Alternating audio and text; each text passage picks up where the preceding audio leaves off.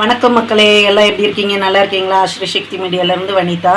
இன்றைக்கி நேந்திரப்பழம், அதாவது கேரளாவில் சொல்லுவாங்க பாருங்கள், பழம்பொடி செஞ்சு காமிக்க போகிறேன். ஈஸியானது மெத்தடில் வாங்க பார்க்கலாம். பாருங்கள், இதில் ஒரு 2 கப் அளவு மைதா எடுத்துருக்குறேன். உப்பு ஒரு ஸ்பூன் அளவு உப்பு எடுத்துருக்குறேன். ஃபுட் கலர் தான் போடுவாங்க, நான் ஃபுட் கலர் சேர்க்குறதில்ல. மஞ்சள் பொடி சேர்க்குறேன், ஒரு 3/4 ஸ்பூன் அளவு மஞ்சள் பொடி எடுத்துருக்குறேன். இதுக்கு தேவையான அளவு தண்ணி ஊற்றி மிக்ஸ் பண்ணிக்கோங்க. பாருங்கள், எனக்கு 2 கப் இதுக்கு 1 கிளாஸ் தண்ணி தேவைப்படுச்சு. இந்த மாதிரி இந்த பழத்துக்கு எடுத்துக்கோங்க. ஏன்னா அந்த வாழைப்பழத்தை எடுத்து முக்குனா இந்த மாதிரி சரிஞ்சு விழுகணும். பாருங்கள், இந்த மாதிரி எடுத்து இந்த மாதிரி போடுங்க. நல்லா எண்ணெய் காஞ்சிருக்கணும். எண்ணெய் காஞ்சிருந்தா தான் நல்லா வரும்.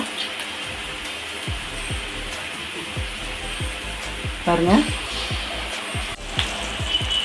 பாருங்கள், இந்த மாதிரி முக்கி போட்டு நல்லா ஒரு சைடு நல்லா ரோஸ்ட் ஆனதுக்கப்புறம் திருப்பி விடுங்க. இந்த பழம்புரிக்கு நம்ம கடையில் போய் 1க்கு 20 ரூபா கொடுக்குறோம். அழகாக ஈஸியாக வீட்லேயே செஞ்சிடலாம்.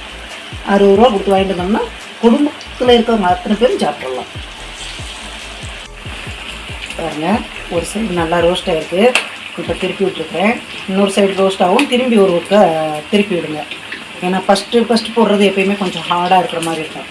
அதனால தான் ஒரு டைம் போட்டதை திரும்பி அந்த இதை எடுத்துகிட்டு திரும்பி எண்ணெயில் போடுவோம். ஆனால் இதில் அப்படி போட போகிறதில்ல, நம்ம இங்கேயே ரோஸ்ட் பண்ணி எடுத்துக்கோங்க. பாருங்கள், நம்ம பழம்பொரி ரெடி ஆயிடுச்சு. எடுத்துடலாமா? கரெக்ட் முறுக்குன்னு தின்ட்டு ஒரு டீயை குடிங்க கழுதியா பார்க்கலாம்.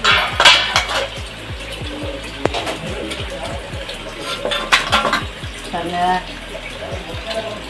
அதுக்காக இப்படியே எடுத்து வாயில போட்டுறதுங்க, வாய் சுட்டு போயிடும். கொஞ்சம் ஆறட்டும்.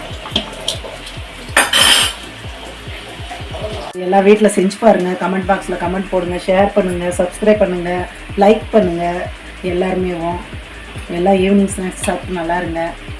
வாழ்க வளமுடன்.